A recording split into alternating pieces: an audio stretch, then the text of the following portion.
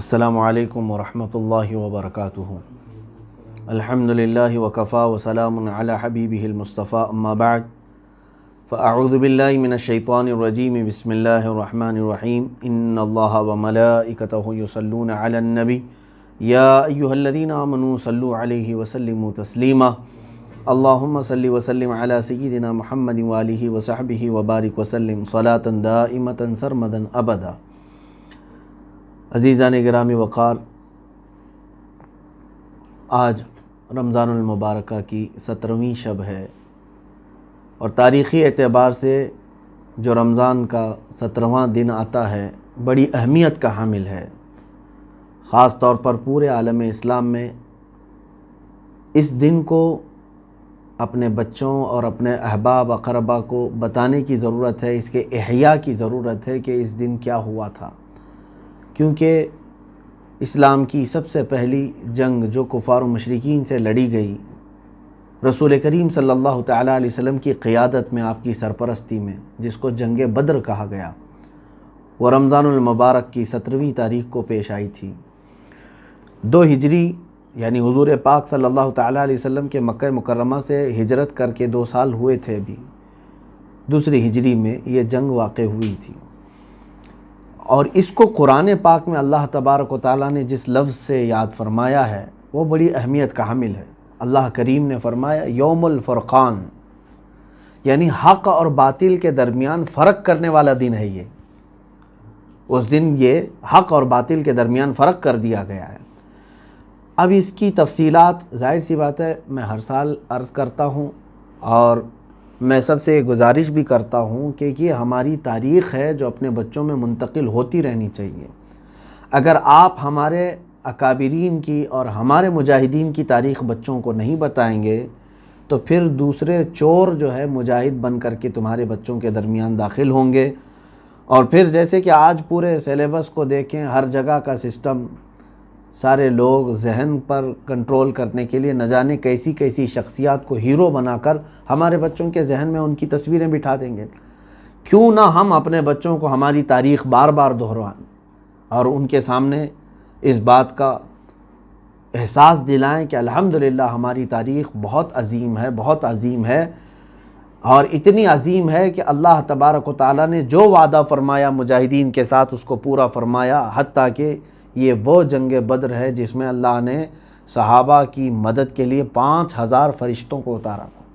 5000 فرشتے زمین پر نازل ہوئے تھے رسول کریم صلی اللہ تعالیٰ علیہ وسلم کے ان اصحاب کی مدد کے لیے۔ میں شروع سے چند باتیں عرض کرتا ہوں کہ اس کا پس منظر کیا تھا، جنگ بدر کیوں واقع ہوئی، کیا وجوہات تھیں۔ اب یہاں سے مجھے ان اعتراضات کو بھی رفع کرنا ہے جو اسلام کے چہرے پر لوگ ڈال کر رکھے ہوئے ہیں، یا گرد و غبار ڈالنے کی کوشش کرتے ہیں کہ یہ تلواروں کا دین ہے، زور زبردستی کی گئی، جہاد کیا گیا اور لوگوں کو مارا گیا، پھر اسلام پھیلایا گیا۔ میں آپ سے ہی سوال کروں گا، یا ہمارے وہ غیر مسلم جن کو اس طرح کی خلش ہو وہ بھی سنیں، اور پھر آپ خود اپنے دل سے جواب دیں کہ حالات جب اس طرح کے آئیں تو آپ اس مقام پر لوگوں کے لیے کیا مشورہ دیں گے۔ میں چند تھوڑی باتوں کے بعد ان تمام چیزوں کو عرض کرتا ہوں۔ بات در حقیقت یوں تھی کہ اللہ کے حبیب صلی اللہ تعالیٰ علیہ وسلم آخری رسول ہیں، اللہ تبارک و تعالیٰ کا دین لے کر یہ تشریف لائے، اور دین کو مکمل اللہ نے آپ پر فرمایا۔ مکہ مکرمہ میں آپ نے اعلان فرمایا جھوٹے خداؤں کی پرستش نہ کرو، جن کو تم نے ہاتھوں سے بنایا ان کی پوجا نہ کرو، جس نے تمہیں پیدا کیا اس کی عبادت کرو۔ یہی تو میرے آقا صلی اللہ علیہ وسلم کی تبلیغ ہے، کیا اس میں کوئی غلط ہے؟ انسان کو اس بات کا یقین دلانا کہ تم جس کے پیچھے لگے ہوئے ہو وہ تمہارا خالق نہیں ہے، تم اس کو پیدا کر رہے ہو، تم اس کو بنا رہے ہو، تم اس کو دیکھ رہے ہو، تو پھر اس کے پاس عبادتیں کیسے کرتے ہو؟ جس نے تمہیں بنایا ہے، جس نے تمہیں اس کائنات میں بسایا ہے، اس کی عبادت کرو۔ تو اللہ تبارک و تعالیٰ کی طرف بلانا رسول کریم صلی اللہ علیہ وسلم کا یہی تو مشن تھا۔ اب مکہ مکرمہ میں مشرکین جو تھے، یعنی جو شرک کرتے تھے، یعنی ایک اللہ کو نہیں ماننا چاہتے تھے، ہزار ان کو تبلیغ دعوت دینے کے بعد بھی تو یہ جتنے دشمنی میں تھے وہ رسول پاک صلی اللہ تعالیٰ علیہ وسلم اور آپ کے جو ایمان لائے ہوئے ساتھی تھے ان کے خلاف کھڑے ہونا شروع ہو گئے۔ روزانہ کوئی نہ کوئی گھٹنا ہوتی تھی، کہیں کسی صحابی کو پکڑا، سارے لوگوں نے مل کے مارا، کیونکہ غریب تھے صحابہ۔ 13 سال تک یہ مصیبتیں برداشت کیا میرے آقا صلی اللہ علیہ وسلم نے مکہ مکرمہ میں، لیکن مجھے آپ بتا نہیں سکتے ان 13 سالوں میں کبھی بھی رسول کریم صلی اللہ علیہ وسلم نے اپنے ان اصحاب کو لے کر کے جنگ کا اعلان کیا ہو، 13 سال تک نہیں کیا۔ تو یہ مکی دور جو تھا وہ برداشت کرنے کا دور تھا، تحمل کا دور تھا۔ رسول کریم صلی اللہ تعالیٰ علیہ وسلم کے ساتھ کیا نہیں کیا ان لوگوں نے، مکہ والوں نے؟ سوشل بائیکاٹ کیا اور آپ کے اصحاب کو آپ کے سامنے مارا، قید کیا، شہید بھی کیا۔ حضرت عمار بن یاسر، حضرت سیدہ سمیہ رضی اللہ تعالیٰ عنہ، یہ وہ لوگ ہیں جو مکہ میں ہی شہید ہو چکے تھے ابتدائی اسلام میں، جن کو مکہ کے کفار نے بنا کسی جرم کے مار دیا تھا۔ اب یہ تمام ظلم و ستم ہوئے، اللہ کا حکم ہوا، میرے آقا صلی اللہ علیہ وسلم نے کیا فرمایا؟ مکہ سے ہجرت فرما کر مدینے تشریف لے آئے، مائیگریٹ کیا۔ یہ مائیگریشن اسلام میں ایک بہت اہم رول ادا کرتی ہے۔ حضور اکرم صلی اللہ تعالیٰ علیہ وسلم نے اپنے اصحاب کو حکم دیا کہ تم جہاں کہیں ہو مدینہ ہجرت کر کے آ جاؤ۔ مدینہ طیبہ چونکہ مکہ کی طرح نہیں تھا، وہاں کے لوگ نرم دل کے تھے، نرم طبیعت کے تھے، انہوں نے رسول کریم صلی اللہ علیہ وسلم کا استقبال کیا۔ اب مدینہ طیبہ میں حضور صلی اللہ علیہ وسلم کو تبلیغ اسلام میں کوئی دقت نہیں تھی، علل اعلان آپ اسلام کی دعوت دے رہے تھے، اور وہاں حضور پاک صلی اللہ علیہ وسلم کے پہنچنے سے پہلے ہی 70 سے زیادہ لوگ اسلام لا چکے تھے۔ کہاں پہ؟ مدینہ طیبہ۔ اب امن و امان کا ماحول قائم ہوا۔ رسول کریم صلی اللہ علیہ وسلم نے مدینہ طیبہ میں جاتے ہی مسجد بھی بنائی اور صحابہ اکرام کو بسایا، عقد مواخات قائم کیا، یعنی بھائی چارگی قائم کی انصار اور مہاجرین کے درمیان۔ یہ سب حالات تو مکہ والوں کو پہنچ ہی رہے تھے۔ اب وہ جل بھن گئے کہ ہمارے آنکھوں کے سامنے سے یہ صحیح سلامت نکل گئے، ہم ان کو مار نہیں سکے، اور مدینے میں جا کر کے یہ بس گئے ہیں اور کھلم کھلا ساری چیزیں کر رہے ہیں۔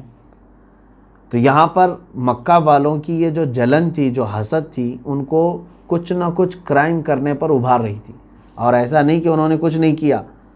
حضور پاک صلی اللہ علیہ وسلم کے پیچھے تلاشی کے لیے راستے میں ہی کتنی مرتبہ کتنے لوگوں کو لگایا، پھر جب حضور مدینے پہنچ گئے، حالات سازگار ہو گئے، تب بھی مکہ کے ڈاکو تھوڑے تھوڑے سے تعداد میں آتے، مدینے کے آس پاس جہاں کہیں صحابہ ان کو ملتے ان کو مار دیتے تھے۔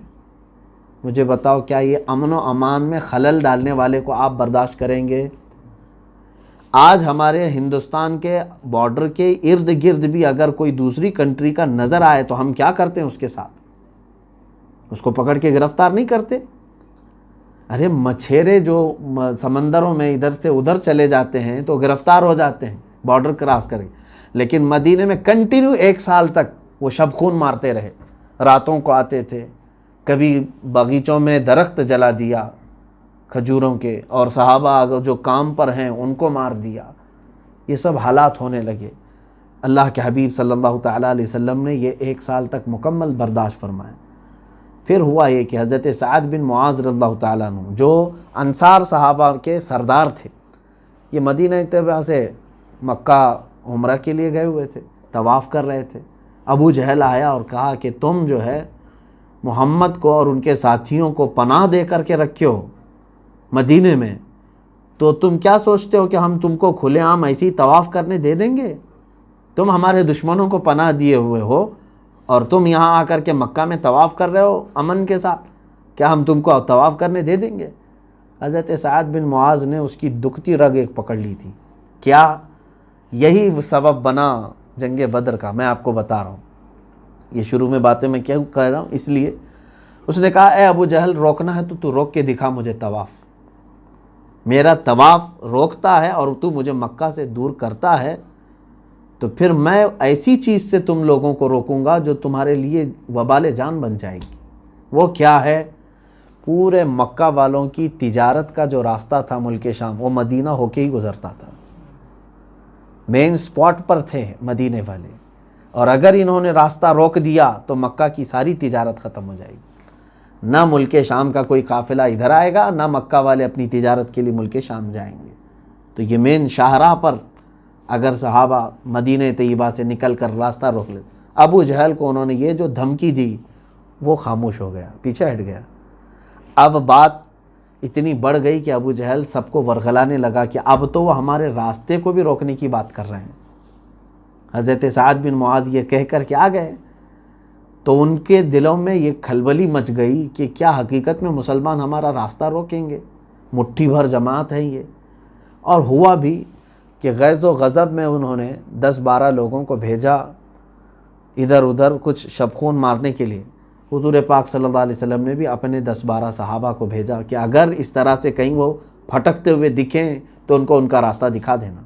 حضرت عبداللہ بن جہش رضی اللہ تعالیٰ عنہ تھے اس میں، تو یہ گئے باہر، تو حضرمی نام کا ایک شخص جو مکہ کا تھا گرفتار ہو گیا، اس کو قتل بھی کر دیا انہوں نے۔ اب یہاں سے آگ بھڑک گئی مکہ والوں کی، حالانکہ چھیڑ رہے کون تھے؟ مکہ والے چھیڑ رہے، کنٹینیو 13 سال وہاں ستائے، اور جب ہجرت کر کے مدینے آئے یہاں پر بھی چین سے رہنے نہیں دیتے۔ اب اللہ کے نبی صلی اللہ علیہ وسلم نے فرمایا اب ناگزیر ہو گیا ہے، ان کو سبق سکھانا ضروری ہے، ورنہ یہ امن کے ساتھ چین و سکون کے ساتھ رہنے نہیں دیں گے۔ کیا کریں؟ تو حضور پاک صلی اللہ تعالیٰ علیہ وسلم کی طرف سے ایسی ہی ایک خبر پہنچ گئی مکہ میں، حالانکہ حضور پاک صلی اللہ علیہ وسلم نکلے نہیں تھے۔ ابو سفیان جو ہے اس زمانے میں کافروں کے سردار، اور ان کو قافلے کا سردار بنا کر کے ملک شام تجارت کے لیے مکہ والوں نے بھیجا اور کہا حضرمی کا ہم انتقام لے کر کے رہیں گے جو محمد کے ساتھیوں نے قتل کیا، لہٰذا پورے مکہ والے اپنے سامان تجارت جو کچھ بھی ہے سب لگا دو، اتنا نفع کما کر کے آؤں گا ملک شام سے کہ اس نفع سے ہم جنگ لڑیں گے، بہت بھاری بھرکم جنگ، اتنی کہ وہ ہمیشہ لوگ یاد رکھیں گے۔ پورے مکہ والوں میں جوش آیا، سارا مال لا کر کے لگا دیے، اور وہ سارا مال لے کر کے قافلہ کہاں چلا؟ ملک شام۔ اور افواہ پھیل گئی مکہ میں، ابو سفیان تجارت بھی کر چکا اور ساری نفع بھی کما چکا۔ واپس آنے کے وقت خامخواہ جو ہے ایک بات پہنچی کہ محمد صلی اللہ علیہ وسلم اپنے ساتھیوں کو لے کر کے مکہ والوں کے اس قافلے پر حملہ کرنے کے لیے نکلے ہیں۔ تو ابو جہل نے سارے لوگوں کو ورغلایا کہ اگر ایسی بات ہے تو پھر ہمیں اپنا مال تجارت بچانا ضروری ہے۔ ابو سفیان کو بھی خبر ہو گئی تھی ملک شام سے جو نکلا تھا کہ محمد صلی اللہ علیہ وسلم اور ان کے ساتھی میرے قافلے کی طاق میں بیٹھے، گھات لگا کر حملہ کر سکتے ہیں۔ اس نے قاصد بھی بھیجا تھا مکہ والوں کے کہ اپنا مال تجارت بچانے کے لیے سب لوگ نکل کے آؤ، پوری جنگ کی تیاری کے ساتھ۔ وہ لوگ 1000 کی تعداد میں وہاں سے نکلے۔ مکہ میں کوئی باقی نہیں تھا، ابو لہب صرف رہ گیا تھا، باقی سارے جتنے سرداران قریش ہیں سب کے سب نکلے تھے۔ اب نکل کر کے وہ سارے لوگ آئے، ابھی زیادہ دور مکہ سے نہیں نکلے تھے کہ ابو سفیان نے وہ مدینے کا راستہ چینج کر کے ساحلی راستوں سے اپنے قافلے کو گزارا اور مکہ تک پہنچ گیا۔ قافلہ صحیح سلامت پہنچ گیا، نہ مال لٹا، نہ حملہ ہوا، کچھ بھی نہیں ہوا، کچھ نہیں ہوا۔ ابو سفیان نے کہا ہم مال تجارت کو بچانے کے لیے نکل رہے تھے مکہ سے، اب ضرورت نہیں ہے، چلو واپس جاؤ۔ لیکن ابو جہل نے کیا کہا؟ نہیں، ہم چلیں گے بدر تک۔ بدر اس وقت ایک جگہ کا نام ہے، وہاں بدر نام کا ایک کنواں تھا یا کئی کنویں تھے، وہاں پر سالانہ میلہ لگتا تھا اور یہ لوگ گاتے بجاتے کھاتے تھے، سب مستی کرتے عیش کرتے، 2-3 دن پھر چلے جاتے تھے۔ اکثر آس پاس کے سب بدر میں جمع ہوتے۔ ابو جہل نے کہا ہم بدر تک جائیں گے، ناچیں گے، گائیں گے، خوب عیش کریں گے، اور محمد اور ان کے ساتھیوں کو ان کی یہ جرأت کیسی ہوئی اس کا مزہ چکا کر کے آئیں گے کہ ہمارے قافلے کو روکنے کا سوچا کیسے۔ وہ لوگ نکلے تو میرے آقا صلی اللہ علیہ وسلم کو خبر ہو گئی۔ اللہ کے حبیب صلی اللہ علیہ وسلم نے اپنے صحابہ سے فرمایا کہ چلو ان کے مدینے آنے سے پہلے ان کو روکا جائے، اگر وہ یہاں تک پہنچیں تو مدینے کی خرابی ہوگی کہ گھروں پر حملے ہوں گے، عورتیں بچے یہ تکلیف میں آئیں گے، نکلو۔ تو صحابہ اکرام رضوان اللہ تعالیٰ علیہ مجمعین میں اس وقت جتنے تھے سب کو حضور نے ساتھ لے لیا۔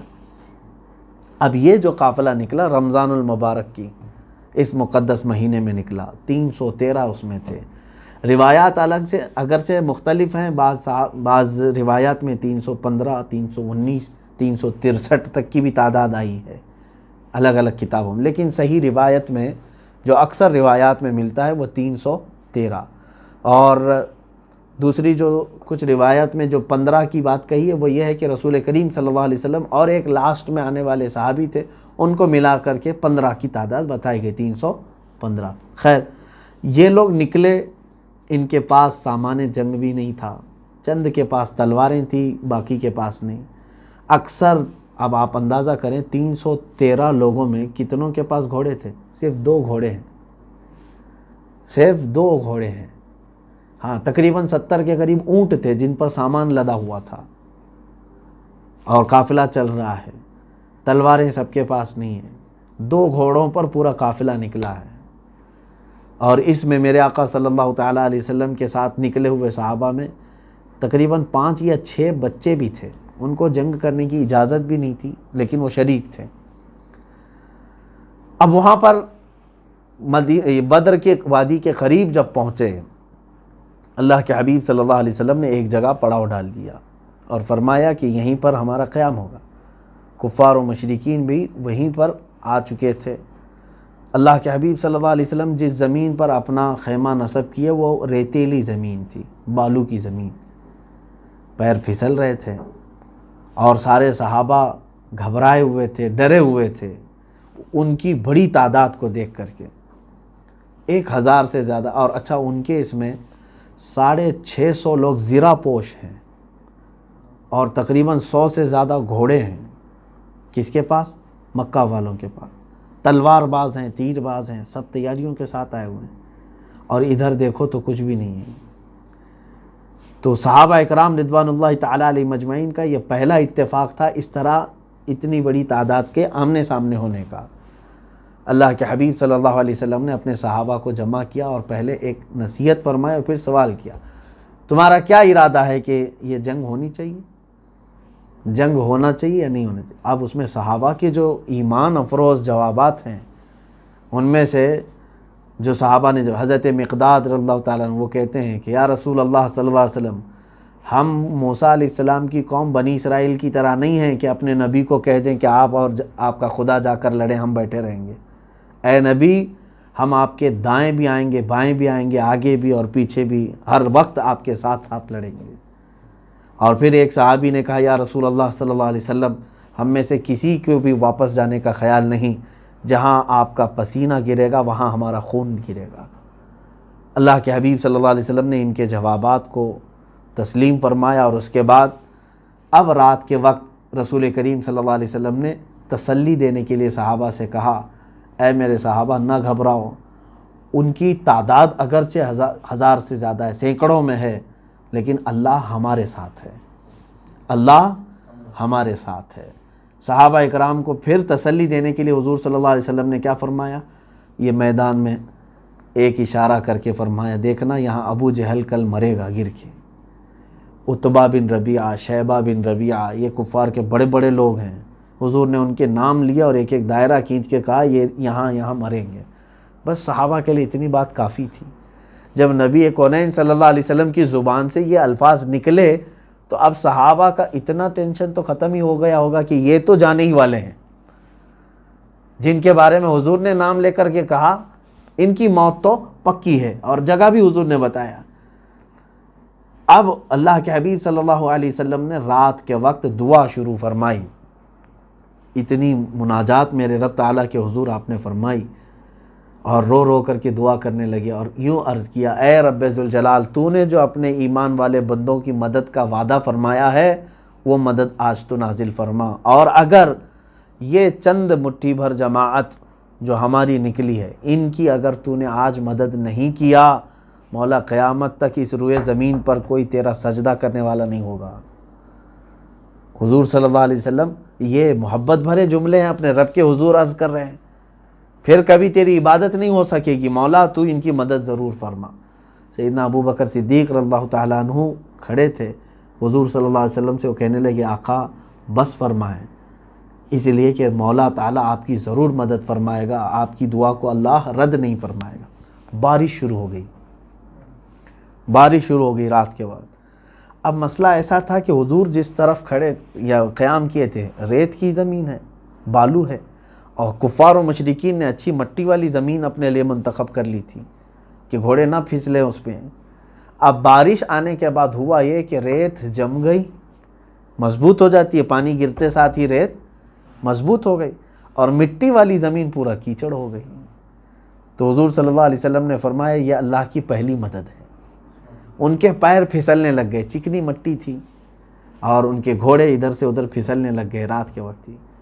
اب صبح ہوئی یہی 17 رمضان المبارک کی، فیصلہ کن جنگ تھی یہ، اور کفار و مشرکین جو غرور میں چڑھے ہوئے تھے، نشہ تھا ان کو، تکبر اتنا، گھمنڈ اتنا، وہ خاطر میں نہیں لاتے، کیونکہ مکہ میں اتنا صحابہ کو مارا تھا، پریشان کیا تھا، ان کے گھر لوٹے تھے، ان کو ایسے ہی لگتا تھا کہ ابھی بھی ہم ان کو کچا چبا جائیں گے۔ اب رسول کریم صلی اللہ تعالیٰ علیہ وسلم نے دن کے موقع پر اپنے صحابہ اکرام میں سے 3 کو سب سے پہلے آگے بھیجا۔ اس میں حضرت امیر حمزہ رضی اللہ تعالیٰ عنہ، حضرت ابو عبیدہ بن جراح رضی اللہ تعالیٰ عنہ، تیسرے مولا کائنات شیر خدا علی مرتضیٰ رضی اللہ تعالیٰ عنہ۔ یہ تینوں میدان میں آئے۔ ان کے مقابل میں جو وہاں سے آئے تھے وہ بڑے بڑے پہلوان تھے، عتبہ بن ربیعہ، شیبہ بن ربیعہ اور ولید بن عتبہ۔ یہ بڑے پہلوانوں کو کہا جاتا ہے جن کے نام میں ذکر کر رہا ہوں، یہ مکہ کے بڑے بڑے پہلوان بھی تھے، سردار بھی تھے۔ حضرت علی کرم اللہ وجہہ الکریم کے مقابل میں جو آیا وہ ایک ہی وار میں ختم ہو گئے بیچارہ، اور حضرت امیر حمزہ رضی اللہ تعالیٰ عنہ کے مقابل میں جو آیا اس کو بھی آپ نے فوری طور پر جہنم رسید کر دیا۔ حضرت ابو عبیدہ بن جراح کے مقابل میں جو آیا تھا اس نے حضرت ابو عبیدہ کو زخمی کر دیا تھا۔ آپ زخمی ہوئے لیکن حضرت علی رضی اللہ تعالیٰ عنہ فوراً پلٹ کر کے آئے، اس تیسرے کو بھی جہنم میں پہنچا دیا۔ کفار میں غلغلہ مچ گیا کہ بڑے بڑے 3 سردار ایک ساتھ چلے گئے، اور صحابہ میں اتنا بلند نعرہ لگا کہ زمین گونج گئی اللہ اکبر کی آواز سے، کیونکہ اب یہاں پر صاف نظر آ رہا تھا کہ اللہ تعالیٰ کی مدد اب اہل حق کے ساتھ کیسے ہے۔ اب کفار و مشرکین میں سے ابو جہل نے سب کو ورغلانا شروع کیا اور کہا کہ اے لوگو گھبرانا مت، ہمارے خدا ہمارے ساتھ ہیں۔ اور پھر اس کے بعد دو بدو جو مقابلہ ہوتا ہے آمنے سامنے، یہ شروع ہو گیا دوپہر کے وقت۔ اب اس گھماسان کی جو لڑائی تھی اس میں ہوا یہ کہ شیطان اپنی فوج لے کر کے ادھر بھی آیا ہوا تھا، یہ بھی روایت ہے، شیطان اپنی فوج لے کر کفار مکہ کے ساتھ ہے، اور وہ بھی انسان کی شکل میں آیا ہے۔ سراقہ بن مالک نام سے ایک شخص ہے، اس کی شکل میں شیطان آیا ہوا ہے لڑنے کے لیے۔ تو میرا مولا کب یہ گوارہ فرمائے گا شیطان اپنی فوج لے کر کے آئے اور وہ اپنے حبیب کو تنہا چھوڑے؟ اللہ تبارک و تعالیٰ نے 3000 فرشتوں کو اتارا، کس کے لیے؟ اپنے نبی صلی اللہ علیہ وسلم اور صحابہ کی اعانت کے لیے، تعاون کے لیے 3000 اتارے، اس کے بعد پھر 2000 آئے، 5000 فرشتے اترے، اور اس کے بعد ایسی لڑائی کہ صحابہ فرماتے ہماری تلواروں سے اس وقت سبزی بھی نہیں کٹتی تھی، کند تھی، مڑی ہوئی تلواریں تھیں، برسوں سے زنگ لگی ہوئی، سبزی کاٹنے کے برابر بھی نہیں ہوتی تھی، کیونکہ ہم جنگ کی تیاری سے آئے نہیں تھے۔ لیکن کمال کی بات ہے کہ ہم اگر لڑتے ہوئے کسی کافر کے قریب جاتے، ابھی ہماری تلوار اس کے گردن کے قریب ہوتی کہ گردن اڑ کر جا چکی ہوتی، نہ ہم نے مارا نہ محنت کی۔ قرآن میں اللہ نے وہ بھی آیت نازل فرمائی سورہ انفال میں، اللہ تعالیٰ فرماتے فَلَمْ تَقْتُلُوهُمْ وَلَكِنَّ اللَّهَ قَتَلَهُمْ، اے محبوب آپ فرمائیں ان کو کہ تم سب نے نہیں قتل کیا، ان کو اللہ نے قتل کیا ہے، ہاتھ تمہارا تھا، کام اللہ کا تھا۔ اب جو کفار مکہ لڑنے کے لیے بدر میں آئے تھے ان میں سے جو بعد میں ایمان لائے، انہوں نے کہا بدر کے میدان میں جب ہم لڑ رہے تھے عجیب و غریب لوگوں کو ہم نے دیکھا جن کو ہم نے نہ مدینے میں کبھی دیکھا تھا نہ مکہ میں کبھی دیکھا تھا، اور ان کی ہیبت ایسی تھی کہ جب وہ سامنے آتے تو ہماری تمام چیزیں ختم ہو جاتی، طاقت و قوت۔ اچھا اس سے پہلے ایک اور کام، اللہ کے حبیب صلی اللہ تعالیٰ علیہ وسلم نے ابو جہل جب پکارنا شروع کیا، جوش دلانے لگا، حضور نے مٹی کی کچھ کنکریاں اٹھائیں اور کفار مکہ کی طرف یوں کہہ کے پھینک دیا شاہت الوجوہ، تمہارے سب چہرے برباد ہو جائیں۔ اتنا تھا کہ روایت میں ہے کہ وہ کنکری تقریباً ہر کافر کی ناک تک گئی، اور اس کے بعد ان کے اندر پوری طاقت ہی ختم ہو چکی تھی، قوت دفاع بھی نہیں تھا، ڈیفنس کی قوت تک نہیں تھی۔ کس سے تم لوہا منوانے کی کوشش کر رہے ہو؟ کس سے؟ وہ کائنات کے سب سے طاقتور رسول محترم صلی اللہ تعالیٰ علیہ وسلم سے۔ رسول کریم صلی اللہ تعالیٰ علیہ وسلم کی مدد کے لیے اللہ نے 5000 فرشتے اتارے۔ بہرحال اس جنگ کا ہونا کیا تھا وہ تو ہمیں صاف نظر آتا ہے۔ ایک طرف اہل حق ہیں اور وہ بھی کمانڈر یا ان کی قیادت کرنے والے کائنات کے سب سے افضل، سب سے اشرف انسان محمد الرسول اللہ صلی اللہ علیہ وسلم ہیں، اور وہ ادھر دعائیں کر رہے ہیں، تو ادھر صحابہ اکرام رضوان اللہ تعالیٰ علیہ مجمعین جو نہتے ہیں، اور وہ بھی صرف اللہ اور اس کے رسول کے بھروسے پر آئے ہوئے ہیں۔ کئی صحابہ ایسے ہیں جن کے پیروں میں چپل بھی نہیں ہے، نالین بھی نہیں ہے، اور وہ کیسا ان کا جذبہ تھا، دھوپ میں، گرمیوں میں، بدر کے موقع پر وہ لڑ رہے تھے۔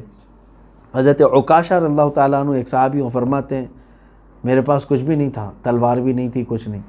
اللہ کے حبیب صلی اللہ علیہ وسلم کے پاس آیا اور کہنے لگا کہ یا رسول اللہ صلی اللہ علیہ وسلم، کیا میں خالی کھڑا رہوں؟ میرے بھائی دیگر مجاہدین لڑ رہے ہیں۔ حضور اکرم صلی اللہ علیہ وسلم نے فرمایا دیکھو تم بھی کوئی لکڑی اٹھا لاؤ، جنگ لکڑیوں سے نہیں لڑی جاتی۔ وہ کہتے ہیں کہ مجھے قریب میں ایک پڑی ہوئی لکڑی ملی، وہ لا کر کے میں نے حضور کے پاس پیش کیا، اللہ کے حبیب صلی اللہ علیہ وسلم نے اس پر اپنا ہاتھ پھیرا۔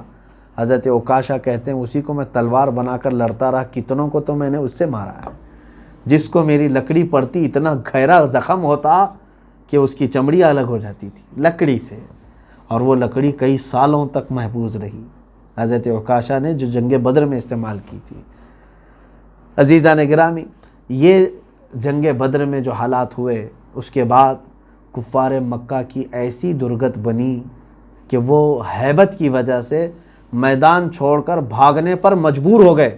سارا ساز و سامان سب میدان میں چھوڑا اور بھاگے۔ اس میں ابو جہل قتل ہو گیا تھا، امیہ بن خلف قتل ہو چکا تھا، امیہ بن حرب یہ قتل ہو چکا تھا، عتبہ شیبہ یہ قتل ہو چکے تھے، یہ سارے قتل ہو گئے تھے جنگ بدر میں۔ جو بڑے بڑے وہاں کے میٹنگ کرنے والے سردار تھے، یہ حرم پاک میں میٹنگ کرنے والوں کی جو ایک ٹیم تھی، وہ پوری ٹیم ایک ساتھ چلی گئی، یعنی غیبت کٹے والے پورے چلے گئے۔ رسول کریم صلی اللہ تعالیٰ علیہ وسلم نے شام کے وقت شکرانہ ادا کیا اللہ رب العزت کی بارگاہ میں، دیکھا 70 ان کے مارے گئے تھے۔ کتنے؟ کفار مکہ میں سے 70 کو ان صحابہ نے جہنم رسید کیا تھا۔ 313 کا مقابلہ 1000 کے ساتھ، آپ سوچ سکتے ہیں کہ 3 گنا زیادہ اپنے۔ یہی ایمانی قوت ہے، ایمانی طاقت یہی ہے کہ تم خوف نہ کرو، اللہ کے بھروسے چلو، اور اللہ تعالیٰ تمہارا رعب ان کے دلوں میں ڈالے گا۔ انہوں نے 1000 کے ساتھ مقابلہ کیا اور 70 کو پہنچا دیا جہنم میں، اور 70 قیدی بن گئے۔ 140 اور پورا ساز و سامان ان کا سب میدان میں بکھرا ہوا، وہ مال غنیمت ہے، صحابہ کے لیے آیا، اور باقی سب جان بچا کر بھاگنے پر مجبور ہو گئے، چلے گئے۔ 70 کو گرفتار کیا گیا، 70 تو جہنم رسید ہو چکے تھے۔ اللہ کے حبیب صلی اللہ تعالیٰ علیہ وسلم نے ساری لاشوں کو جمع کیا، جس کی مل سکی ان کو سب ایک گڑھے میں ڈال دیا، اور اس کے بعد حضور نے ایک خطبہ دیا ان کے سامنے، اور کہا کہ اے لوگو، کیا میں تمہارے پاس رسول بن کر کے نہیں آیا تھا؟ کیا میں نے جو باتیں کہی تھی وہ سچ ثابت نہیں ہوئی؟ کیا تم اب نہیں دیکھ رہے ہو کہ حق کیا تھا؟ صحابہ اکرام نے دیکھا کہ حضور کس سے بات کر رہے ہیں۔ رسول کریم صلی اللہ تعالیٰ علیہ وسلم سے صحابہ نے پوچھا آقا یہ جو بدر کے مشرکین جو مارے گئے آپ ان سے خطاب کر رہے ہیں؟ کہا ہاں۔ کہا سن رہے ہیں وہ؟ حضور پاک صلی اللہ علیہ وسلم نے فرمایا ہاں، تم سے جو زندہ ہیں ان سے زیادہ وہ سنتے ہیں، ان کو سب سنائی دے رہا ہے۔ حتیٰ کہ حضور کی دوسری ایک حدیث میں ہے، میرے آقا صلی اللہ علیہ وسلم نے فرمایا مردہ چلنے والے کے چپل کی آواز تک سنتا ہے۔ تم چپل کی آوازیں نہیں سنو گے، لیکن اس کو چپل کے چلنے کی چرچراہٹ کی آواز بھی آتی ہے۔ اب یہاں اندازہ کریں، ایک بات تو مجھے یہ کہنی ہے کہ مشرکین بدر جو بدر میں آئے ہوئے تھے، قتل ہو گئے، ان کو جب رسول کریم صلی اللہ علیہ وسلم خطاب کر رہے ہیں اور یہ فرما رہے ہیں وہ سن سکتے ہیں، پھر یہاں تو لوگ اولیاء اکرام کے سننے پر اعتراض کر رہے ہیں۔ کیا اولیاء اکرام قبروں میں نہیں سنتے؟ میرے عزیزو، اگر وہ نہیں سنتے اور مومنین نہیں سنتے تو کبھی ہم کو یہ نہیں کہا جاتا تھا کہ جب بھی قبرستان جاؤ تو یوں کہو السلام علیکم یا اہل القبور. ہم کو یہ سکھایا گیا نا, اے قبروں والو تم پر سلامتی ہو. ارے جو سنی نہیں رہا ہے اس کو اے کہہ کر کے پکاریں گے ہم؟ وہ سن رہے ہیں اور جواب بھی دیتے ہیں. یہ اور بات ہے کہ وہ برزخ میں ہیں, ان کی آواز ہم تک نہیں آتی. بہرحال اب مسلمانوں کا اس میں کیا نقصان تھا؟ بس یہ ہے کہ 14 صحابہ اکرام شہید ہوئے تھے. 70 کے مقابل میں 14 کی تعداد بہت کم ہے. 14 صحابہ اکرام رضوان اللہ علیہم اجمعین جام شہادت نوش فرمائے, جس میں سے 13 تو وہیں پر انتقال فرما گئے تھے میدان میں. 14ویں حضرت ابو عبیدہ بن حارث رضی اللہ تعالیٰ عنہ راستے میں جن کا انتقال ہوا, جہاں آج بیر روحا ہے اور بعض کہتے ہیں بیر شفا, وہاں پر حضرت عبیدہ بن حارث رضی اللہ تعالیٰ عنہ زخمی حالت میں آئے تھے. واپسی کے وقت ان کا انتقال ہوا, وہ وہاں پر دفن ہوئے. 14 صحابہ اکرام اس میں جاں بحق ہوئے تھے. اللہ کے حبیب صلی اللہ تعالیٰ علیہ وسلم نے اس جنگ کو, جنگ بدر کو, قرآن پاک کی روشنی میں جو فرمایا وہ یوم الفرقان ہے. حق اور باطل میں اس دن فرق ہو گیا کہ حق کی اللہ کیسے مدد فرماتا ہے. اس میں جذبہ جہاد دیکھنے کے قابل ہے میرے عزیزوں کئی لوگوں کے. آپ سوچ سکتے ہیں جن کے پاس کچھ نہیں, ان کی کمائی کے ذریعے اس وقت تک ابھی نہیں بنے تھے. یہ جو گئے تھے اس میں سے تقریباً 60 مہاجر تھے, باقی سب انصار صحابہ تھے. 313 میں 60 مہاجرین اور باقی سمجھ لیں 253 کے قریب انصار صحابہ جو مدینے کے ہیں. انصار صحابہ کا کیا گیا تھا کہ مطلب وہ اس پورے بدر میں شریک ہوئے تھے؟ وہ تو مکہ والوں کے خلاف جو ہجرت کر کے آئے تھے ان کا حق تھا نا. لیکن انصار صحابہ نے یہ کہا کہ جو ہمارے مہاجرین صحابہ کے ساتھ ان لوگوں نے برا سلوک کیا, ہم اپنے بھائیوں کا انتقام ضرور لیں گے ان سے. 253 انصار صحابہ ساتھ میں تھے بدر کے موقع پر, اور 60 صحابہ مہاجرین میں سے تھے. اور شہادت میں بھی 6 جو ہے مہاجرین کے ہیں اور باقی 8 انصار صحابہ کے. انصار صحابہ نے میرے آقا صلی اللہ تعالیٰ علیہ وسلم پر اپنی جان نچھاور کر دی ہے, اور آج تک میرے آقا کی دعا کی برکت ہے کہ الحمدللہ مدینے میں آج بھی اہل محبت ہیں. آپ دیکھنا پورے مدینے میں, چاہے نوجوانوں میں برے اعمال اخلاق اگرچہ آ گئے ہوں گے, لیکن ان کے دل کے اندر آج بھی نرمی, اجانب کے ساتھ, نئے لوگوں کے ساتھ, زائرین کے ساتھ ویسا سلوک نہیں کرتے جیسے دوسرے وحشی کرتے ہیں. سعودی دوسری جگہ جیسے جنگلی پن کرتے ہیں, مدینے والے اس طرح سے نہیں کرتے الحمدللہ, کیونکہ مدینے والے استقبال کرنے والوں میں سے ہیں, اہل محبت میں سے ہیں. آج تک مدینے والے جو بھی نیا آدمی ہوتا ہے, جیسے آپ آئے ہیں, آپ کو آپ کا نام معلوم نہیں ہو تو کیا کہہ کر پکارتے ہیں؟ محمد, اسمع یا محمد, اے محمد سن ادھر. یعنی تمہارا نام کچھ بھی ہو لیکن وہ کیا کہہ کر پکارتے ہیں؟ محمد. یہ ان کی محبت ہے. یہ مدینے والوں کا پہلے سے معمول رہا ہے کہ جو بھی ان کے ہاں نیا دکھتا ہے تو اس کو کیا کہتے ہیں؟ محمد کہتے ہیں. بہرحال رسول کریم صلی اللہ تعالیٰ علیہ وسلم پر جان فدا کرنے والے صحابہ میں سے 2 ان ننھے صحابہ کا بھی ہم ذکر کرتے ہیں, حضرت معاذ اور معوذ ابن افرا رضی اللہ تعالیٰ عنہما. یہ دونوں چھوٹی عمر کے صحابہ ہیں, یہ بھی شریک جہاد ہوئے. پہلے تو حضور اکرم صلی اللہ علیہ وسلم نے کسی بھی بچے کو جنگ میں شرکت کی اجازت نہیں دی تھی, بچوں کے لیے نہیں تھا, لیکن وہ حضور اکرم صلی اللہ علیہ وسلم سے اصرار کرتے رہے کہ ہمیں اجازت دیں, کیونکہ جذبہ ایمانی ایسا تھا کہ حضور صلی اللہ تعالیٰ علیہ وسلم نے انہیں اجازت تو دے دیا. جانے کا طریقہ بھی انہوں نے ایسے اپنایا تھا. اللہ کے حبیب صلی اللہ علیہ وسلم نے فرمایا بچوں تمہارے لیے جہاد فرض نہیں. وہ رونے لگے تو حضور نے کہا ٹھیک ہے صفوں میں کھڑے ہو جاؤ, اگر تمہارا کندھا صحابہ کے کندھوں کے برابر لگ گیا تو تمہیں اجازت ہوگی. یہ چھوٹی عمر کے ہیں صحابہ, اونچے قد کے تھے, کہاں سے کندھا لگتا.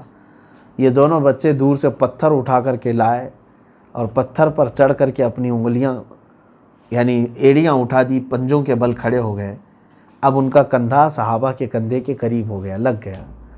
میرے آقا صلی اللہ علیہ وسلم سے یہ عمل تو پوشیدہ نہیں تھا, آپ دیکھ رہے تھے.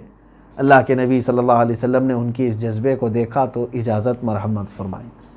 شانے سے شانہ ملا, جانے کا بہانہ ملا.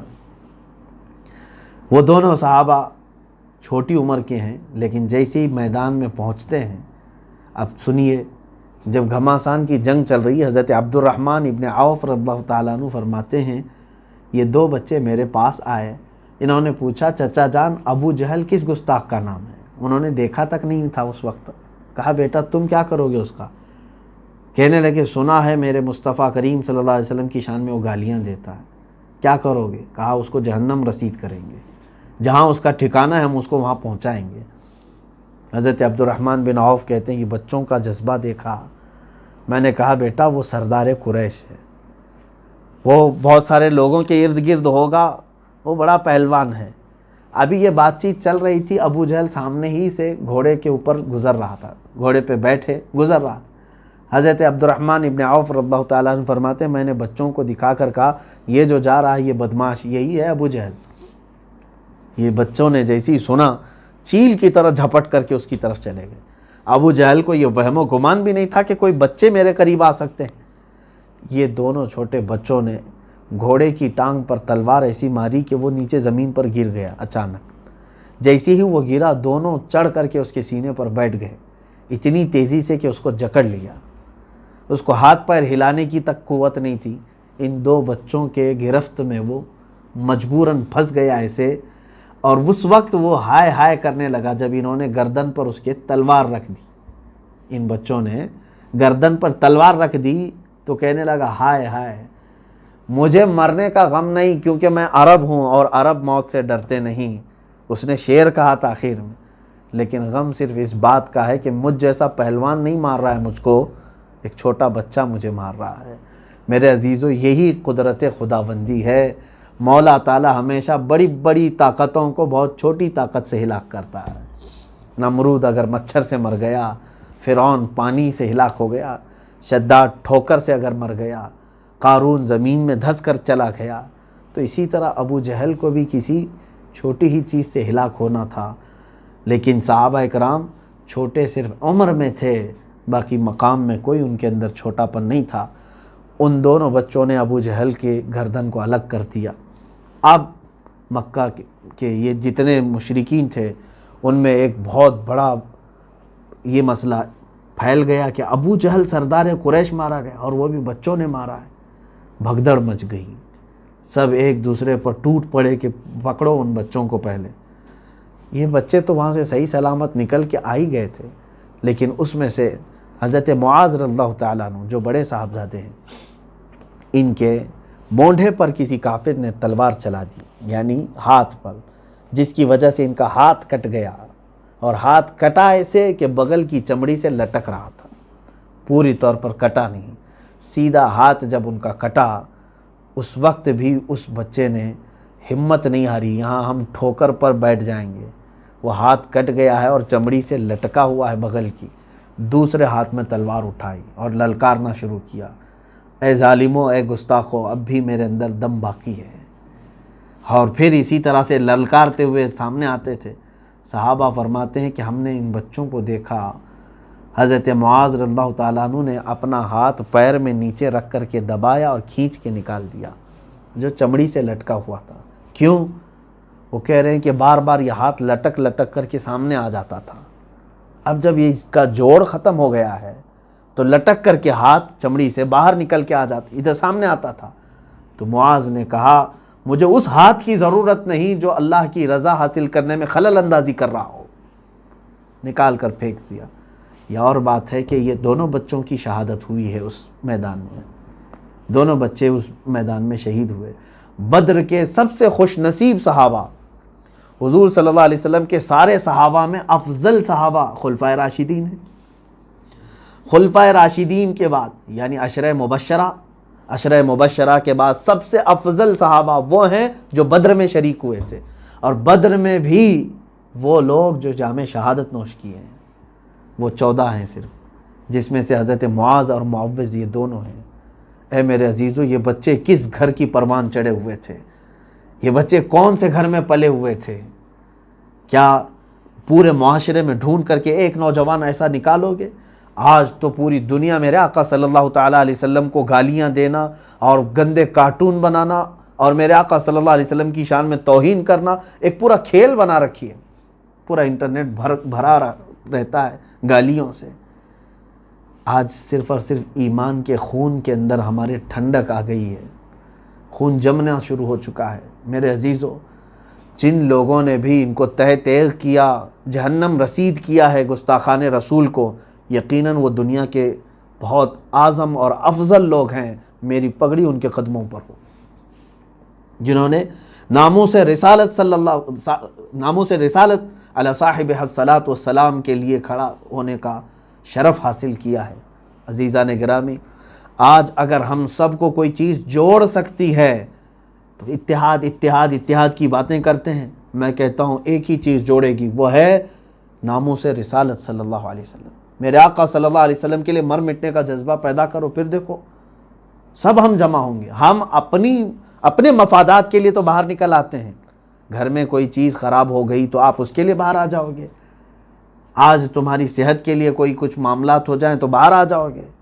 ناموس رسالت کے لیے جب تک تم باہر آنے کی کوشش نہیں کرتے، تب تک تمہاری عزتوں کا کوئی بھروسہ نہیں ہے۔ امام غزالی رحمۃ اللہ تعالیٰ علیہ نے یہ فرمایا ہے کہ جب امت مصطفیٰ اپنے نبی کی گستاخیوں کو برداشت کرنے کی عادت ڈال لیں تو انتظار کرو، چند دنوں کے بعد ان کی عورتیں بچے سب نیلام ہو جائیں گے، ان کے سامنے ان کے چھیتڑے اڑائے جائیں گے، لیکن وہ کچھ نہ کر سکیں گے۔ وہ دن آئیں گے ہمارے ساتھ اگر ہم اسی طرح خاموش رہے۔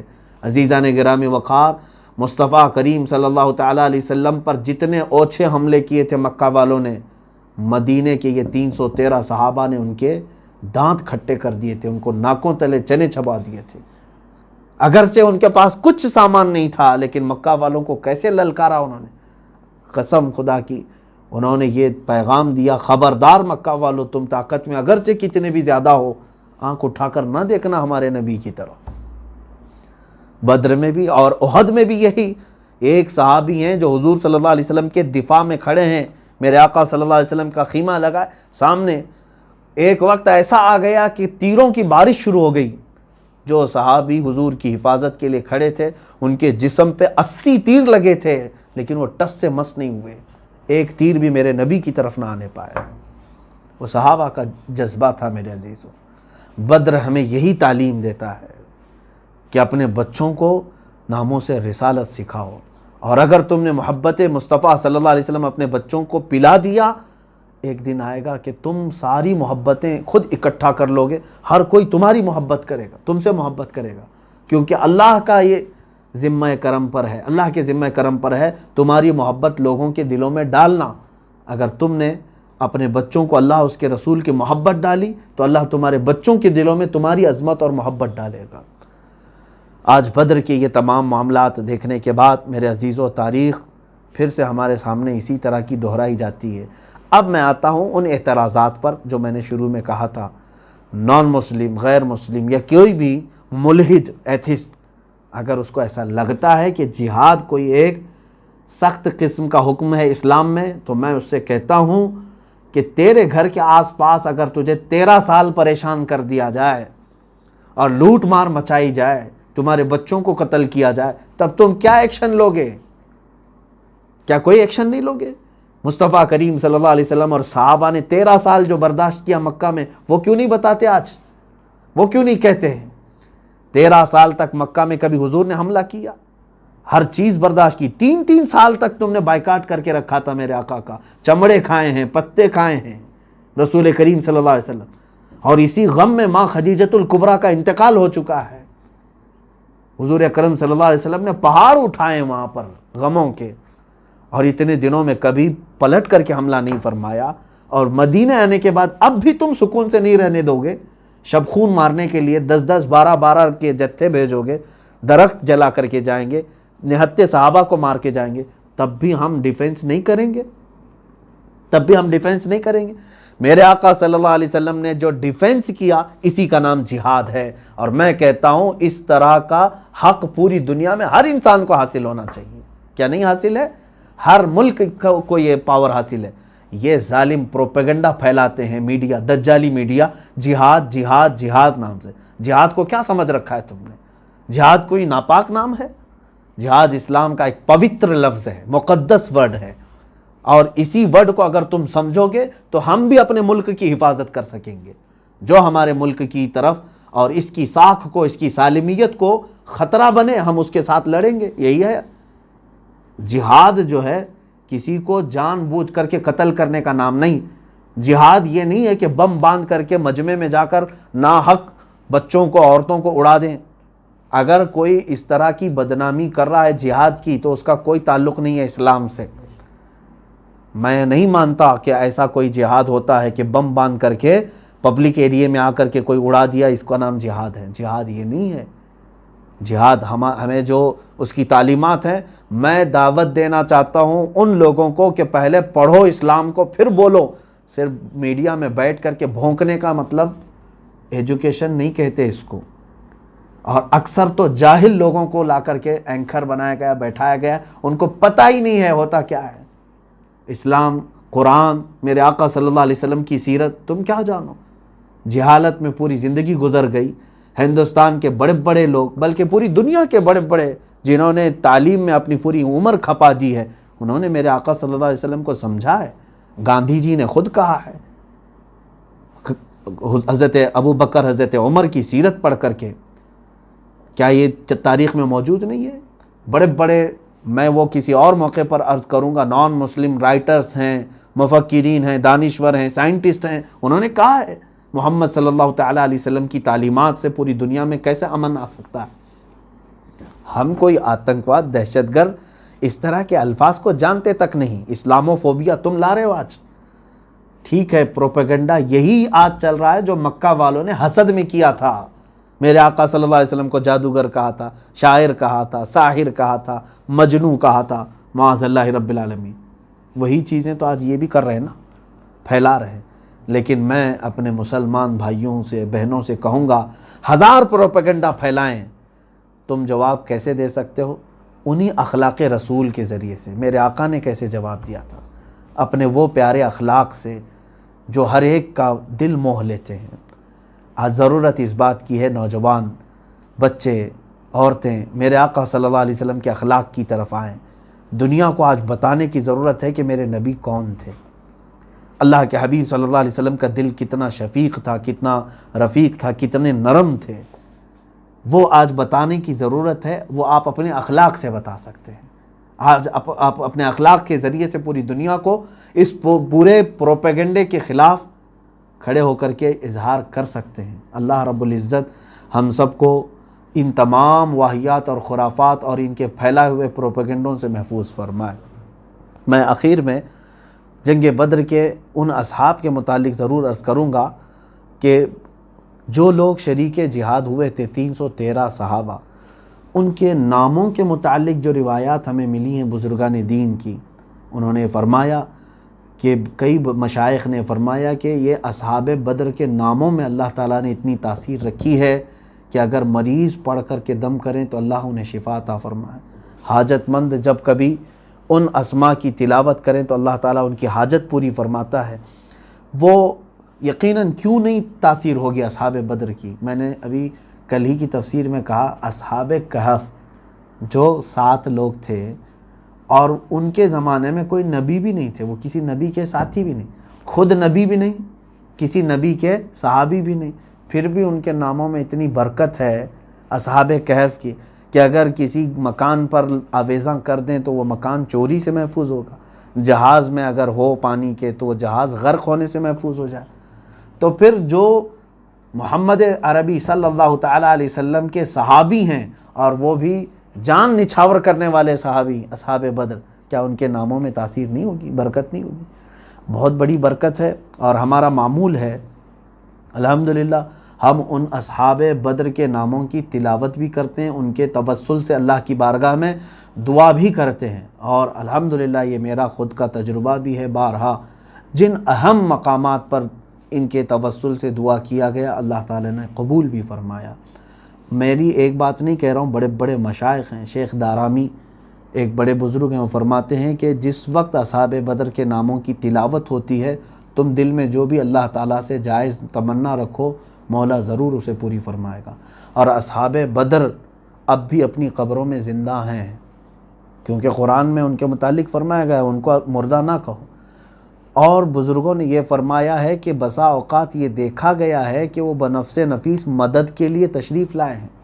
ایک صاحب ہیں، وہ کہتے ہیں، یہی حکایات میں موجود ہے کہ وہ تجارت کے لیے اپنا قافلہ لے کر سمندر کا سفر تھا، نکلے، لوگوں نے کہا کہ اس راستے مت جانا کہ ڈاکو آتے ہیں، سمندر کے درمیان جب پہنچو گے تو ڈاکو حملہ کرتے ہیں، پورا مال لوٹ لیتے ہیں۔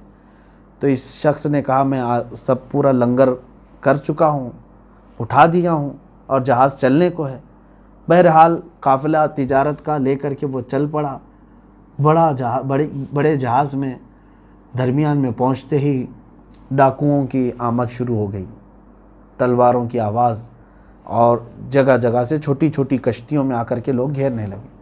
اب یہ بندہ کہتا ہے میں اصحاب بدر کو یاد کرنا شروع کیا اور ان کے ناموں کی تلاوت کرنے لگا۔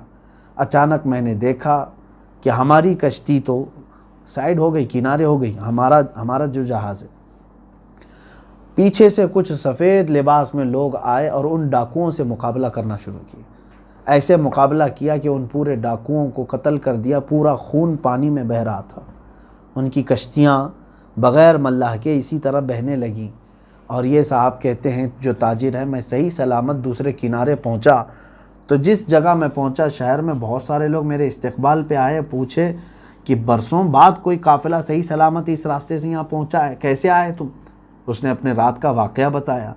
تو وہاں پر ایک بزرگ موجود تھے، انہوں نے کہا اے تاجر تجھے معلوم ہے جن لوگوں نے ڈاکوؤں کا قتل کیا وہ اصحاب بدر تھے رضوان اللہ علیہ۔ تو بنفس نفیس اللہ تبارک و تعالیٰ نے ان کو وہ قوت اور تصرف عطا فرمایا ہے کہ وہ مدد کے لیے پہنچتے ہیں۔ بے شمار باتیں اس طرح کی ہیں۔ میں بھی یہ آپ سب سے گزارش کروں گا، جب بھی اپنے گھروں میں کوئی اہم معاملہ آئے، کوئی سخت بیماری آئے، کوئی حاجت آئے، اصحاب بدر رضوان اللہ تعالیٰ علیہ مجمعین کے نام کو ایک بار پڑھو، ان کے توسل سے اللہ کی بارگاہ میں مدد مانگو، اللہ ضرور مدد فرمائے گا۔ میں انشاءاللہ العزیز ان کے ناموں کی تلاوت کرتا ہوں، آپ حضرات توجہ کے ساتھ سماعت بھی فرمائیں، اور خاص طور پر یہ بھی ہے کہ جب ان کے ناموں کی تلاوت ہو تو آپ رضی اللہ عنہ کہا کریں۔ کیا کہیں گے؟ رضی اللہ عنہ۔ انشاءاللہ العزیز دعا کے موقع پر تمام مومنین مومنات سب کے لیے ہم دعا کرتے ہیں، اللہ تبارک و تعالی ہماری دعاؤں کو استجابت عطا فرمائے۔ اللہم صلی علی سیدنا و مولانا محمد صلی صلاة تنجینا بها من جميع الاحوال والآفات وتقضی لنا بها جميع الحاجات وتطہرنا بها من جميع السیئات وترفعنا بها عندك اعلى الدرجات وتبلغنا بها اقصى الغایات من جميع الخیرات في الحیاة وبعد الممات انك سمیع قریب مجیب الدعوات۔ اللہم انا نتوسل الیک باسمک العظیم وبجاہ نبیک الکریم وولیک العظیم۔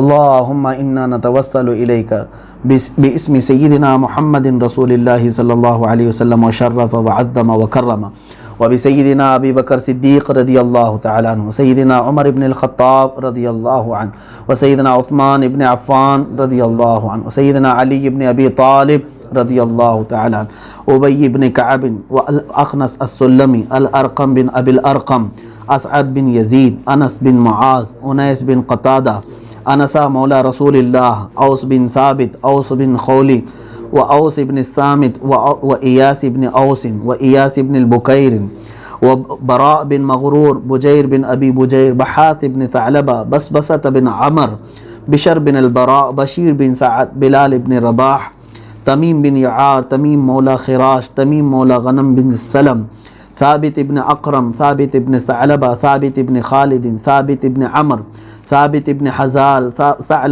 ثعلبة بن حاطب، ثعلبة بن عمر، وثعلبة بن عنمة، ثقف بن عمر، جابر بن عبد الله، جبر بن عتيق، جبار بن صخر، جبير بن إياس، جابر بن عبد الله بن عمر، حارث بن أنس بن مالك، حارث بن أوس، حارث بن أوس بن معاذ، حارث بن حاطب، الحارث بن خزمة الخزرجي، الحارث بن خزمة الأوسي، الحارث بن أبي خزمة، الحارث بن الصمة، الحارث بن عرفجة، الحارث بن القيس، الحارث بن قيس الخزرجي، الحارث بن النعمان، حارثة بن سراقة، حارثة بن عمير، حارثة بن النعمان، حاتب بن أبي بلتعة، حاتب بن عمر، الحباب بن المنذر، حبیب بن الاسود، حیرام بن ملحان، حریث بن زید، الحسین بن الحارث، حمزہ بن عبد المطلب، حمزہ بن الحمیر، خارجۃ بن زید، خالد بن البکیر، خالد بن قیس، خباب بن الارد، خباب مولا عتبہ، خبیب بن اساف، خداش بن قتادہ، خراش بن الصمہ، خریم بن فاتق، خلاد بن رافع، خلاد بن سوید، خلاد بن عمر، خلاد بن قیس، خلیفہ بن عدی، خنیس بن حذافہ، خلید بن قیس، خواد بن خیب، خیر، خولی بن ابی خولی، ذکوان بن عبید، ذو الشمالین بن عبد عمر، راشد بن المعلا، رافع بن المعلا، رافع بن الحارث، رافع بن عنجدہ، رافع بن مالک، رافع بن یزید، ربعی بن رافع، ربیع بن ایاس، ربیعہ بن اکثم، رخیلہ بن ثعلبہ، رفاعہ بن الحارث، رفاعہ بن رافع، رفاعہ بن عمر، رفاعہ بن عبد المنذر، الزبیر بن العوام، زیاد بن السکن، زیاد بن عمر، زیاد بن لبید، زید بن اسلم، زید بن حارثہ، زید بن الخطاب، زید بن المزین، زید بن ودیعہ، زید بن المعلا، سالم بن عمیر، سالم مولا ابی حذیفہ، السائب بن عثمان بن مدعون، صبرہ بن فاتق، سراقہ بن عمر، سراقہ بن کعب، سعد بن ابی وقاص، سعد بن خولہ، سعد بن خیثمہ، سعد بن زید الاوسی، سعد بن زید المہاجر، سعد بن الربیع، سعد بن سعد، سعید بن سہل، سعد بن عبادہ، سعد بن عبید، سعد بن عثمان، سعد بن معاذ، سعد مولا حاتب، سفیان بن بشر، سلمہ بن اسلم، سلمہ بن ثابت، سلمہ بن سلامہ، سلید بن قیس، سلیم بن الحارث، سلیم بن عمر، سلیم بن قیس، سلیم بن ملیحان، سماک بن سعد، سنان بن صیفی، سنان بن ابی سنان، سہل ابن حنیف، سہل بن رافع، سہل بن عتیق، سہل بن قیس، سہل بن وہب، سہیل بن رافع، سواد بن رزن، سواد بن غزیہ، سویبت بن حرملہ، شجاع بن وہب، شریک بن انس، شماس بن عثمان، صبیح مولا العاصی، صبیح مولا العاصی، صفوان بن وہب، صیفی بن سواد، صہیب بن سنان، ضحاک بن حارثہ، ضحاک بن عمر، ضمرہ بن عمر، طفیل بن الحارث، طفیل بن مالک، طفیل بن نعمان، طلحہ بن عبید اللہ، طلیب بن عمیر، عاصم بن ثابت، عاصم بن عدی، عاصم بن البکیر، عاصم بن قیس، عاصم بن البکیر، عامر بن الربیعہ، عامر بن امیہ، عامر بن البکیر، عامر بن سعد، عامر بن سلمہ، عامر بن فہیرہ، عامر بن مخلد، عامر بن السکن، عباد بن بشر، عباد بن قیس، عبادہ بن صامت، عبداللہ بن قیس، عبداللہ بن ثعلبہ، عبداللہ بن جبیر، عبداللہ بن جحش، عبداللہ بن الجد، عبداللہ بن حمیر، عبداللہ بن الربیع، عبداللہ بن رواحہ، عبداللہ بن زید، عبداللہ بن سراقہ، عبداللہ بن سلمہ، عبداللہ بن سہل، عبداللہ بن سہیل، عبداللہ بن شریک، عبداللہ بن طارق، عبداللہ بن عامر، عبداللہ بن مناف، عبداللہ بن عرفۃ، عبداللہ بن عمر، عبداللہ بن عمیر، عبداللہ بن قیس، عبداللہ بن کعب، عبداللہ بن مخرمہ، عبداللہ بن مسعود، عبداللہ بن مدعون، عبداللہ بن النعمان، عبد الرحمن بن جبر، عبد الرحمن بن عوف، عبد رب بن حق، عبدۃ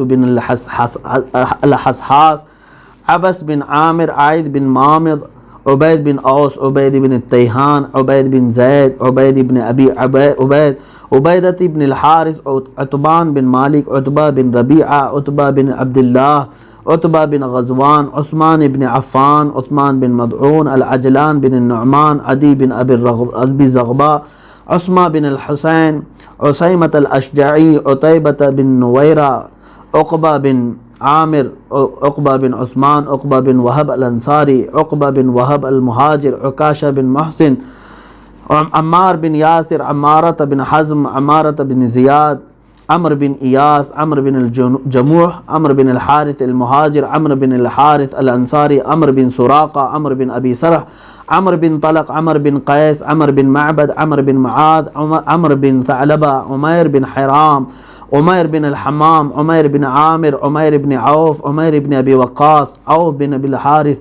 اویم بن ساعدہ، عیاض بن زہیر، غنام بن اوس، فاکہہ بن بشیر، فروہ بن عمر، قتادہ بن نعمان، قدامہ بن مدعون، قطبہ ابن عامر، قیس ابن عمر، قیس بن محسن، قیس بن مخلد، کعب بن جمار، کعب بن زید، لبدہ بن قیس، مالک بن ابی خولی، مالک بن دخشم، مالک بن ربیعہ، مالک بن رفاعہ، مالک بن عمر، مالک بن قدامہ، مالک بن مسعود، مالک بن نمیلہ، مبشر بن عبد المنذر، المجزر بن زیاد، محرز ابن عامر، محرز ابن نضلہ، محمد بن مسلمہ، مدلاج بن عمر، مرثد بن ابی مرثد، مستح بن اثاثہ، مسعود بن اوس، مسعود بن خلدہ، مسعود بن ربیعہ، مسعود بن زید، مسعود بن سعد، مسعود بن عبد سعد، مصعب بن عمیر، معاذ بن جبل، معاذ بن الحارث، معاذ بن الصمہ، معاذ بن عمرو، معاذ بن معاذ، معبد بن عباد، معبد بن قیس، معتب بن عبید، معتب بن عوف، معتب بن قشیر، معقل بن المنذر، معمر بن الحارث، معن بن عدی، معن بن یزید، معوذ بن الحارث، معوذ بن عمرو، المقداد بن الاسود، ملیل بن وبرہ، المنذر بن عمرو، المنذر بن قدامہ، المنذر بن محمد، مہجع بن صالح، نصر بن الحارث، النعمان بن الاعرج، نعمان بن سنان، نعمان بن عمرو، نعمان بن عبد عمر، نعمان بن خرمہ، نعمان بن عصر، نعمان بن مالک، نعیمان بن عمر، نوفل بن عبید اللہ، ہانی بن نیار، حبیل بن وبرہ، ہلال بن المعلہ، واقد بن عبد اللہ، ورقہ بن ایاس، ودیعہ بن عمر، وہب بن سعد، وہب بن ابی سرح، یزید بن الاخنس، یزید بن الحارث، یزید بن حرام، یزید بن رقیش، یزید بن السکن، یزید بن المنذر، ابو ایوب، ابو الاسوار، ابو حبہ بن ثابت، ابو حنہ بن مالک، ابو حبیب بن زید، ابو حذیفہ بن عتبہ، ابو حسن الانصاری، ابو خارجہ، ابو خلاد، ابو خزیمہ، ابو داود، ابو دجانہ، ابو صبرہ، ابو سلیت، ابو سلمہ، ابو سنان، ابو شیخ بن ابی ثابت، ابو سرمۃ، ابو ضیاح، ابو طلحہ، ابو عبیدہ بن الجراح، ابو عقیل، ابو قتادہ، ابو کبشہ، ابو لبانہ، ابو مخشہ، ابو مرثد، ابو مسعود البدری، ابو ملیل، ابو الحائثم، ابو الیسر، اللہم باسماء ہؤلاء البدریین رضوان اللہ علیہم اجمعین تمم مقاصد دیننا و دنیانا و اخرانا یا اکرم الاکرمین اللہم احسن عاقبتنا یا رب العالمین اللہم استر عوراتنا بسترک الجمیل اللہم استر عوراتنا بسترک الجمیل اللہم استر عوراتنا بسترک الجمیل اللہم اغفر لنا ولاخواننا ولجميع من تعلق بنا يا رب العالمين ربنا اغفر لنا ولإخواننا الذين سبقونا بالإيمان ولا تجعل في قلوبنا غلا للذين آمنوا ربنا إنك رؤوف رحيم إلهي أنت الذي تعلم السر والإعلان وما في القلوب إلهي أنت الذي قلت لا تقنطوا من رحمة الله إن الله يغفر الذنوب جميعا وأنت بقولك صادق لست بمكذوب نجنا نجنا نجنا يا الله من الغم والكرب العظيم وأنت غياث كل مكروب ومصروف ومظلوم وأنت على كل شيء قدير يا رب العالمين يا أكرم الأكرمين يا أحسن الخالقين لا تدع لنا من هذا المقام المستجاب والوقت المستجاب ذنبا إلا غفرته ولا دينا إلا قضيته ولا غما إلا فرجته ولا سحرا إلا أبطلته ولا مريضا إلا شفيته ولا غائبا إلا رددته ولا مسافرا إلا أحضرته ولا حاجة في الدين والدنيا إلا قضيتها يا رب العالمين اللهم ارزقنا توبة قبل الموت وراحة عند الموت ومغفرة بعد الموت يا سامع كل صوت هون علينا سكرات الموت الہ العالمین ستار العیوب غفار الذنوب قدیر و جبار خدا اصحاب بدر رضوان اللہ تعالیٰ علیہ مجمعین کے ناموں کی جو ہم نے تلاوت کی مولا جو کچھ بھی غلطیاں کوتاہیاں کمیاں و بیشیاں ہوئی ہوں اپنے فضل و کرم سے معاف فرما تیرے دربار میں مولا تیرے حبیب پاک صلی اللہ علیہ وسلم اور ان کے جانثار اصحاب بدر کی اس توسل سے مولا تیرے دربار میں ہاتھ پھیلایا ہوں کریم خدا ہم سب کے ہاتھوں کی لاج رکھ لے اے رب ذوالجلال ہم سب کو تمام تر عافیت نصیب فرما خلاق العالمین ہم سب کو گناہوں کے مرض سے شفا عطا فرما ہر طرح کے ظالموں کے ظلم سے ہماری حفاظت فرما حاسدین کے حسد سے بچا شرین اور فتینوں کے فتنے و فساد سے محفوظ فرما بد نظری سے اور بد نگاہی سے ہماری حفاظت فرما اے اللہ ہم سب کو نظر بد سے بچا اے خلاق العالمین اصحاب بدر کا صدقہ مولا ہمارے گھروں میں ہمارے اہل خانہ ہمارے رشتہ دار ہمارے احبہ اقربا دوست و احباب سب کو مولا ذلت والی بیماریوں سے محفوظ فرما، کینسر اور ایڈز جیسی مہلک بیماریوں سے مولا ہم سب کی حفاظت فرما، عزت کے ساتھ زندگی عطا فرما، عزت کے ساتھ ایمان پہ خاتمہ عطا فرما۔ اے کریم خدا ارحم الراحمین، یقیناً ہم گناہوں میں ڈوبے ہوئے ہیں مولا، خطا کار ہیں، اسیاں شعار ہیں، سیاہ کار ہیں، خار ہیں، بدکار ہیں، ڈوبے ہوئے ذلت میں ہیں، کچھ بھی ہیں لیکن تیرے محبوب کی امت میں ہیں۔ اے رب ذوالجلال، تجھے تیرے نبی کا واسطہ، اصحاب بدر کا واسطہ، ہم سب کے سینوں کو علم دین کے لیے کشادہ فرما، قرآن کے لیے کشادہ فرما۔ اے الہ العالمین، ہم سب پر آنے والی زمینی آسمانی بلاؤں سے ہماری حفاظت فرما، ہمارے آس پڑوس اور پورے اہل اسلام کو مولا آفات ارضیہ، آفات سماویہ سے محفوظ فرما۔ ہمارے گھروں میں مولا غیب سے تو حلال روزیاں عطا فرما، برکتوں کا نزول فرما، بے برکتی سے اور حرام روزیوں سے ہمارے گھروں کی حفاظت فرما۔ جو پریشان حال ہیں ان کی پریشانیوں کو دور کر دے، جو بے اولاد ہیں انہیں صالح اولاد عطا فرما۔ اے رب قدیر احسن الخالقین، جو قرض میں ڈوبے ہوئے ہیں ان کے قرضوں میں آسانیاں عطا فرما۔ الہ العالمین، اے رب ذوالجلال، جو بے جوڑ ہیں انہیں نیک و صالح رشتے عطا فرما۔ اے احسن الخالقین مولا الہ العالمین، تجھے فضل کرتے نہیں لگتی بات، نہ ہو مایوس تجھ سے امیدوار۔ ہم سب تیرے دربار میں التجا کرتے ہیں، آج 17ویں رمضان المبارک کی شب ہے مولا، اصحاب بدر کا واسطہ، آج کی وہ تاریخ میں جب تیرے حبیب پاک صلی اللہ علیہ وسلم کے ساتھ یہ جانثار صحابہ تیری رضا کے لیے نکل پڑے تھے مولا، ان کی ان محبتوں کا ایک قطرہ ہمیں نصیب فرما۔ اے مولا، ہمیں عشق رسول عطا فرما، ہماری آنکھوں کو بے حیائی سے بچا لے، ہمیں محبت رسول میں جینے مرنے کی توفیق دے دے مولا، ہمارا خاتمہ بھی تیرے حبیب کی محبتوں میں ہو۔ اے رب ذوالجلال، اخیر میں اتنی التجا ہے، دنیا ہم نے بہت دیکھی ہے مولا، ان آنکھوں کے ہمیشہ بند ہونے سے پہلے ایک بار ان آنکھوں کو تیرے حبیب پاک صلی اللہ علیہ وسلم کے چہرے جہاں آرا کی زیارت نصیب فرما، ان کے جمال جہاں آرا کی زیارت نصیب فرما مولا۔ اخیر میں مولا، ہم سب کی تمام تر کوتاہیوں سے اگر تو ناراض ہے تو ہم سب کو معاف کر دے، پورے مولا دنیا میں امن و امان عطا فرما۔ اے رب ذوالجلال، یہ کرونا وائرس کی جو وبا کے نام سے ہمیں ڈرایا گیا پھیلی ہوئی وبا ہے مولا، یہ تمام خوف سے، ڈر سے، اس وبا سے، بلا سے ہم سب کی حفاظت فرما۔ اے رب ذوالجلال، ہم چاہے مر جائیں، کچھ بھی ہو جائے مولا، تیری مسجدوں کے دروازے کشادہ فرما دے، حرمین طیبین کو تو پھر سے کھول دے مولا۔ اے رب ذوالجلال، ہم کوتاہیوں کا اعتراف کرتے ہیں، گناہوں کا اعتراف کرتے ہیں، الہ العالمین تو ہمارے اوپر تیرے گھروں کو بند نہ فرما مولا، ہماری یہ پیشانی رکھنے کے لیے اور گڑ گڑانے کے لیے ہمیں دوسرا کوئی گھر نہیں ہے مولا، جہاں ہمارے دلوں کو قرار آتا ہے، جہاں ہمارے دلوں کو سکون آتا ہے، وہ تیرے گھر مسجدیں ہیں مولا، وہ سب بند ہیں۔ اے رب ذوالجلال، دنیا کی کوئی چیز کھلے نہ کھلے مولا، تیرے گھر تو ہمارے لیے کھول دے، غیب سے انتظامات فرما دے، برا چاہنے والے اور برے منصوبے بنانے والوں کو مولا تو نیست و نابود فرما دے، ان کے تمام تر برے منصوبوں کو خاک میں ملا دے، دنیا میں ہر آفت سے بچانا مولا، عقبہ میں نہ کچھ رنج دکھانا مولا، بیٹھیں جو در پاک پیمبر کے حضور، ایمان پہ اس وقت اٹھانا مولا۔